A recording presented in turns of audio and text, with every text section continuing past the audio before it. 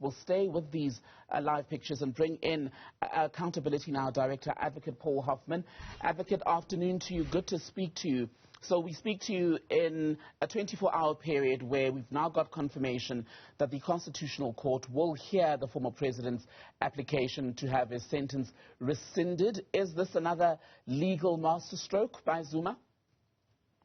No, I think it's more of a stunt than a legal masterstroke, Thembi. It's a very threadbare application which seeks to invoke a rule of court that really does not apply to the situation in which Mr. Zuma finds himself. He's very much the author of his own misfortune. He seems to have taken bad legal advice, accepted bad legal advice, and done a fair amount of muddying of the waters himself and through his foundation. I'm wondering, though, Advocate, if the former president does ultimately, after mid-July, when that hearing has been set down, is indeed told that he has to go into a correctional services facility, stay there for either the full 15 months or the better part of it, does it not ultimately get him what he wanted, which was to not appear at the State Capture Commission of Inquiry? Well, at this stage, the State Capture Commission of Inquiry has given up on trying to get him to come. The object of the exercise in the last hearing in March this year was simply to punish him for his contempt. They did not ask that he be given the opportunity to come anyway or to be given a suspended sentence, provided he comes to give evidence. They've decided at the State Capture Commission that Mr. Zuma is a recalcitrant witness from whom they are going to extract no value whatsoever. So he is not going to, at any stage, give evidence before the Commission. I think you may be right on a political level that it would have been very difficult for Mr. Zuma, given the constituency that he nurtures, to be in a witness box in a commission of inquiry and find himself in the situation where he has to plead the fifth and refuse to answer questions which may incriminate him and generally duck and dive worse than he did when he was there. So on a political level, I take your point that it suits Mr. Zuma not to give the evidence. And once the Commission has wrapped up its work and we've got a report and he hasn't been physically present or not given any version of his own, especially to the allegations that speak to him directly, it also then leaves the window open, I'd imagine, for himself and his supporters to say, well, I was never at the inquiry, I didn't give my version, therefore, whatever outcome, conclusion this report will present is not the full picture. Yes, that plays out very nicely in the political domain, but any good lawyer will know that his ducking and diving to avoid giving evidence at the Commission speaks volumes about why he was not prepared to do so. And it's got nothing to do with the recusal of Judge Zondo at all. He also wants a stay, of course, of his arrest until the issue with the Constitutional Court has been fleshed out. Would a reasonable court deny him that request? Yes, my view is that because there is the pending case on Monday week after next, there is no urgency, no point in putting him in jail for a few days pending that hearing. So I don't think anybody is even going to suggest that the commencement of the sentence should be brought on before the hearing. It's not urgent that he go to jail.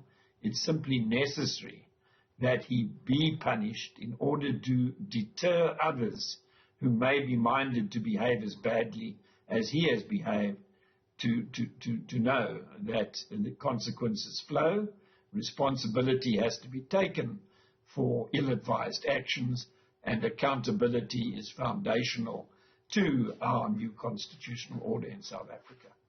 What do you think might be the consequences for the country specifically? Because there's a lot of talk about what Zuma going to jail would mean, would there be instability? Some saying, well, all of that is really exaggerated. There isn't going to be widespread protests or anything of the sort should he be told to begin a sentence.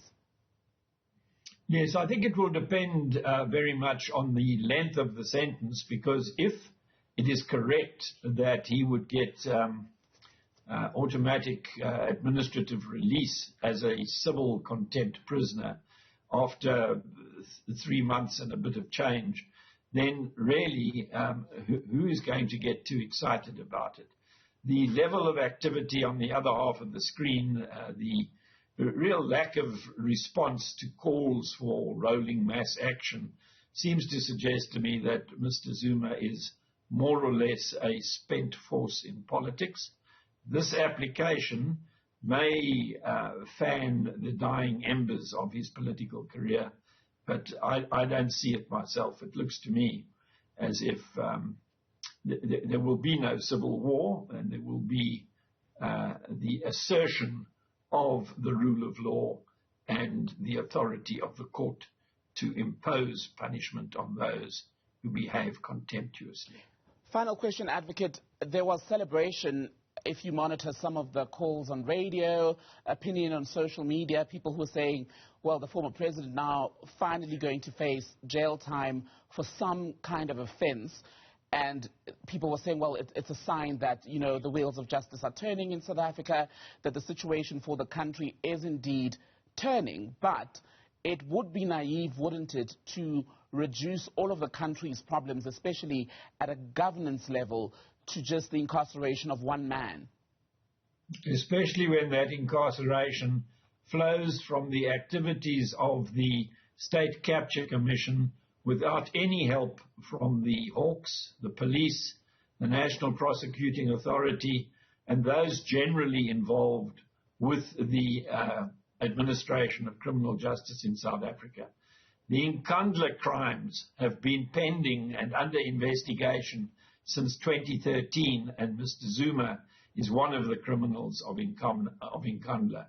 The decapitation of the National Prosecuting Authority, when Mr. Ntasana was paid to leave his post by Mr. Zuma's intervention, is another crime, defeating the ends of justice and corrupt practices, getting a senior prosecutor, the senior prosecutor, to do that which he is not supposed to do. That is another criminal case that has been pending since 2015. This little swallow from the intervention of the State Capture Commission does not a summer make when it comes to turning the tide against the corrupt. The corrupt are still among us, and the Criminal Justice Administration is still not doing enough to bring them to account. Advocate Paul Hoffman, for now, I thank you. Advocate Hoffman is Director at Accountability Now.